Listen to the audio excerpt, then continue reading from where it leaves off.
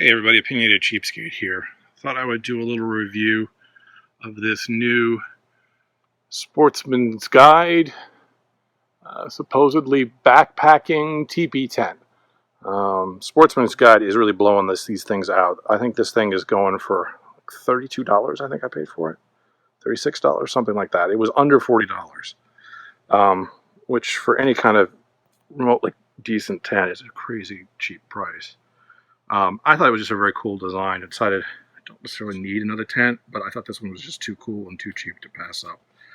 So if you're thinking about buying this, stay tuned because I'm going to give you all the information you need to know about it. All right, let's talk about the parts of this that are good. Because it's a TeePee design, it's actually very easy to set up. It's just basically 4 stakes on the inner tent, and then you put the pole together and stick it up through the center. Then if it's going to rain, you put this rain fly over top of it, and then again, just run a row of stakes around the outside, the perimeter, and you're done. So even with no instructions, I set this up in probably, less than 10 minutes, certainly probably more like 5 minutes. So very easy to put together. Another good thing about this is you get a lot of interior height with this design. Way more than most small tents. So I'm a big guy. I can sit up in here really quite comfortably. Really not bad at all. Also, the quality of this for what you're paying, really quite good. All of the seams are double stitched here, as you can see, if I can get this in here. So you have sort of standard double stitching. The zippers are also all double stitched, and they look to be reasonably solid. Over here, let's look at the tie out points. Again, these look pretty good. I wouldn't call those amazing, but they're certainly not bad. Of course, the stakes that come with it are cheap, but that should be expected at this price, and certainly you can replace the stakes easily. There are a few things about this tent that I'm not so crazy about. One is it's not all that big inside. If you look at this, even though it says it's a 7-foot floor, when you actually get in it, if you're more than about 6 feet tall, you're going to find it a little bit tight inside. So not exactly the greatest tent for big and tall people. It's also heavy. It's over 5 pounds, and the main reason why it's so heavy is not the rain fly, but this inexpensive sort of tarp-like material that they made the bathtub floor out of. Fortunately, it does have a bathtub floor, as you can see.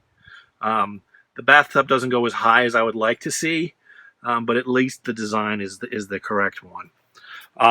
Another nice feature about this tent is the fly is completely separate. So you can, if you're not going to have rain, you can just leave that off, and you can have just basically a bug net to sleep under, right under the stars, which will be quite nice if the weather is cooperative, and then you can put this rain fly on if you need to. Also, and there are no instructions with this, and I was actually shot a version of this video where I kind of dinged this tent pretty hard for the issue of the rain's going to get in under this fly, and the bathtub height is too short to protect it. And then when I realized as I was taking it down that I had actually not set it up correctly. If it rains, what you want to do here is take this and not use the far outside point, but instead tack it in more narrowly like that, and then you're going to greatly reduce the risk of rain blowing up in. So you just undo the far stake and then reattach to the stake point like that. And then as you see, you're still going to get a little air out from this middle stake, but it's going to look pretty good. Let me show you how the difference is on the inside. Okay, so all right, this is sort of the way you would leave it in fair weather. You have much more ventilation that way. And then over here, if you're going to get some rain, you would shut this back, make the vent hole a little bit smaller, but greatly protect you from rain getting in up under the bathtub floor. So that's how that's going to work. Other things I'm not thrilled about, there's no extra padding here where the pole comes in, nor is there much extra. And it's going to be hard to see with the thing. We'll try it. Let's see if we can get it under here. That's going to be a horrible video. I'm sorry. So that's what that looks like from the inside. But again, not a lot of extra padding there. So, I think this would be a fine car camping tent.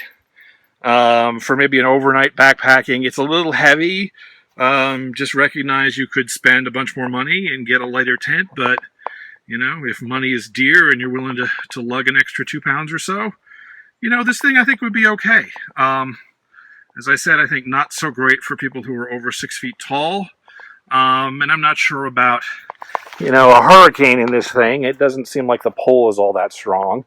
But for an inexpensive tent, yeah, this thing is actually quite a good value for $30. So anyway, hope that's helpful. Have a nice afternoon. Thank you, everybody.